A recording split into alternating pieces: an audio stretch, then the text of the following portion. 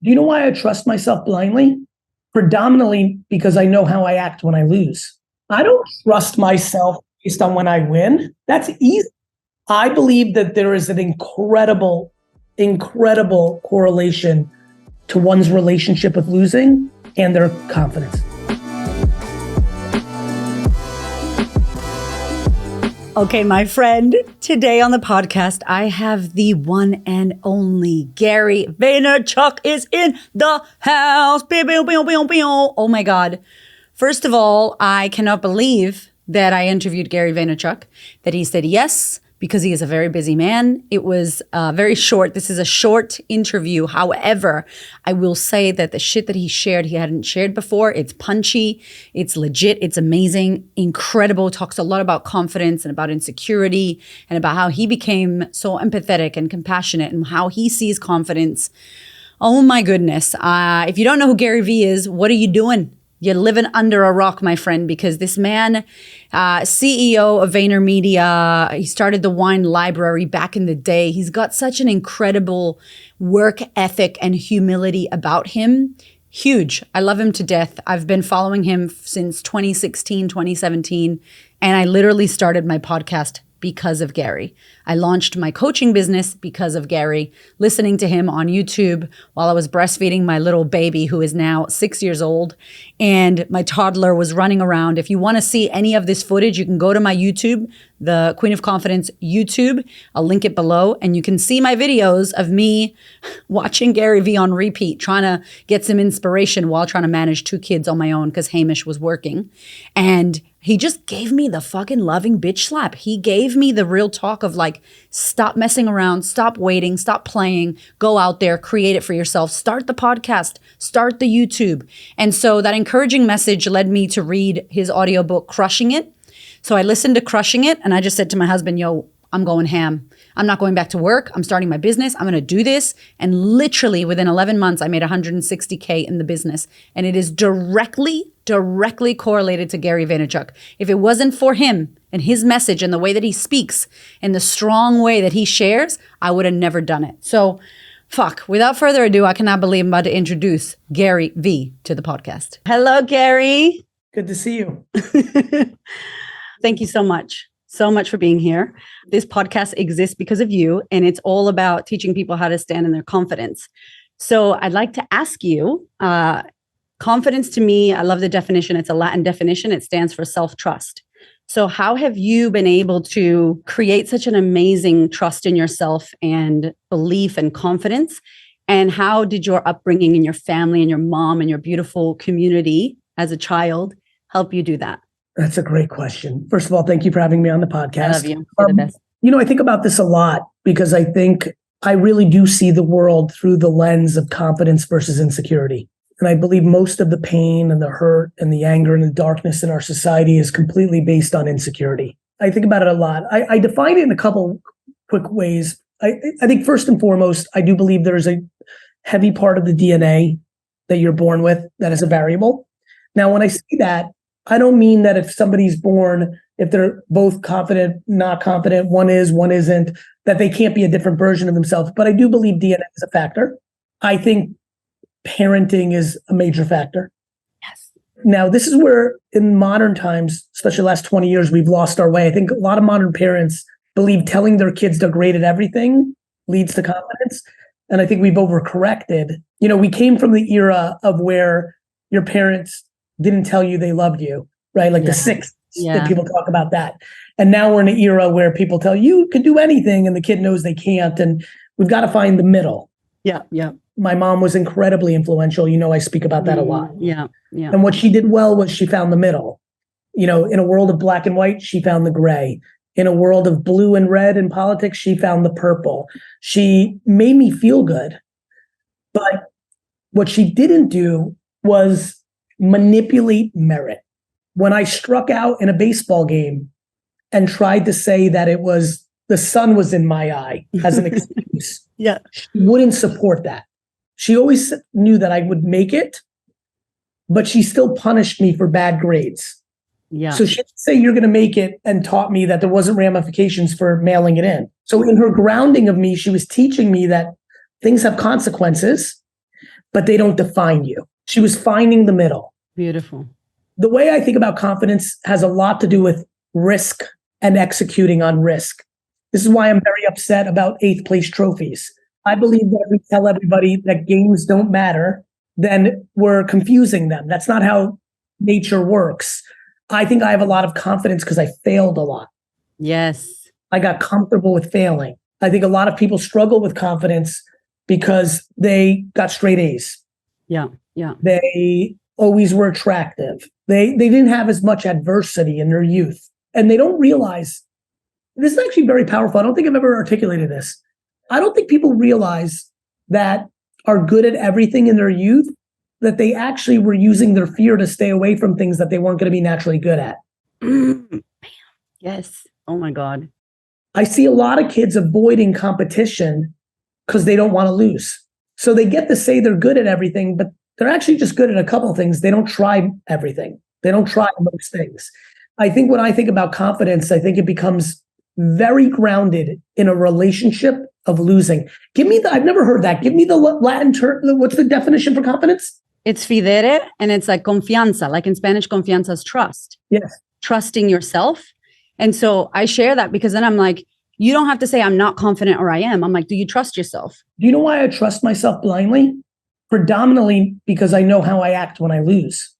That's so good. I love You you. understand?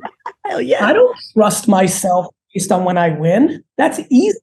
I believe that there is an incredible correlation to one's relationship with losing and their confidence. Do you feel like that your mom and your upbringing helped you with the humility? Because I will say, when I met you in Melbourne, and every time I've seen you, like, oh, fuck, you're just humble. You've stayed the same person. You're kind, you're caring, you're loving. You take photos with people. Like, you're just so kind and humble. And I feel like it's a trait that not a lot of people have, and you fucking have it. Do you feel like that supported you as well with the humility side of things? You know, I appreciate you saying that. And I think humility comes from the losing. I don't think I'm special because I've tasted losing so much. Mm-mm. And this goes back to what I think is the ingredients of confidence. Trusting yourself is knowing you're good during bad times.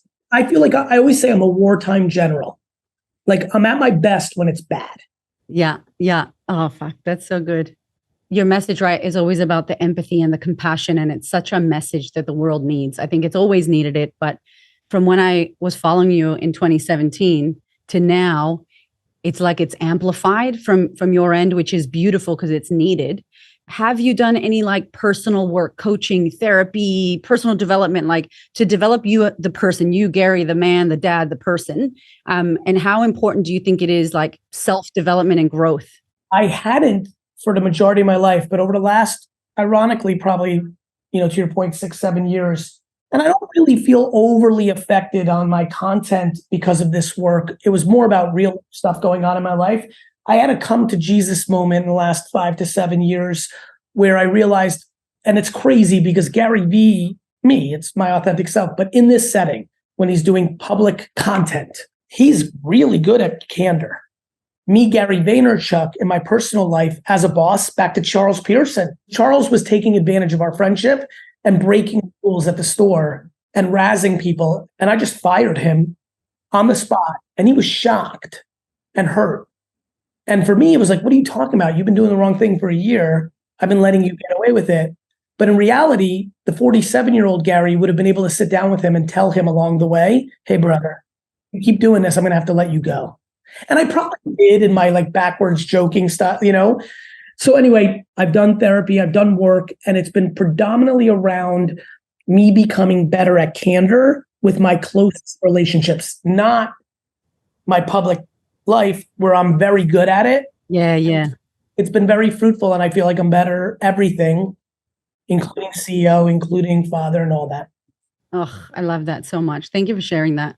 I think it's so important. People don't see that behind the scenes. I think there's a fine balance back to purple and black and white. Like, I love that people are being more vulnerable today, but I will say in the growth of vulnerability, we need growth and accountability. People become very good at blaming mom and dad for all their problems. Oh, this all sucks because my mom did this. Got it. Let me do the work. No. Yes, comma, you're a big boy now. Stop it.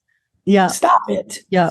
When I talk about being better at candor, I never bring up what I know to be true about what got me there. I always say, watch what I do, not what I say. I champion my parents, maybe more than I know, but I'm a human being. There's things my parents did that I think were misturns, miscues.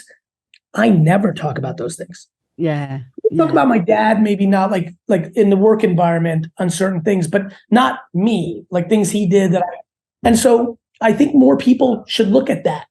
I think people need to look at accountability. I think people are finally looking to be a little more vulnerable and things of that nature.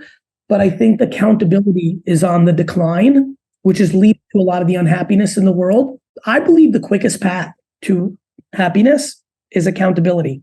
Once you realize that everything is your fault, you actually become happier. And some people are like, you don't get it, Gary. My father was an alcoholic. My mother sexually abused. I mean, there's real shit in the world. Oh, for sure. Yeah, I'm one of them. I hear you. So when I talk to my friends in private, this is less public talk, or acquaintances or business people, if they ever like, I'm so out there, people feel comfortable with the way I roll. I get into some deep ass combos. Yeah. I say to them all the time, because I can't relate. It's very hard to relate with somebody who's had an extreme thing happen. But I do say this to them every time, no matter how, tears in my eyes for hearing their story. I will still say, because I feel responsible for it, hey, just to remind you, if anybody on earth with the same exact circumstances as you has ever done the work to get to a content and happy place, well, then you can too. Because a lot of people use their damage or their negative story as an excuse to never evolve. That's exactly why this podcast exists, because I had a fucked up life, sexually abused, foster care. My dad kidnapped me. My husband died, broke my back. Yeah, let's just, I'm sorry to interrupt. I just want everyone who's listening to this. You just rattled off 4 things that if 90%, 80%, 70% of the audience had one of those things happen. Yeah. My grandmother, may she rest in peace, Esther, brought up being a widow every day of her life. When I got older, I tried to explain to her, I'm like, Grandma, like, I get it, but you can't use that you've been widowed as an excuse for every single thing you do, because unfortunately, hundreds of millions of people in the test of time have been widowed. Yeah, we got to move it. You got to move it, not for anyone but yourself. Yeah, and we can. Exactly. Before you start moving it, you know how people say, no, Sally, you got to do this for your kids. Fuck that. No, fuck that. Yeah, 100%. Sally, you got to do this for you. And once you do it for you, then it will happen for the kids. Exactly. I love that. That's my favorite video. Like, hello, I have a million, but that video that's pinned on your Instagram with that lady that's like, how do I become more confident? Because obviously I talk about this. And I'm just like, you need a model. Like, they're going to watch who you're being, not what you say. They don't listen to what we say. It's the best message for kids. 100%. I love you. And thank you so much. Thank you. Thank you. Thank you. Take care.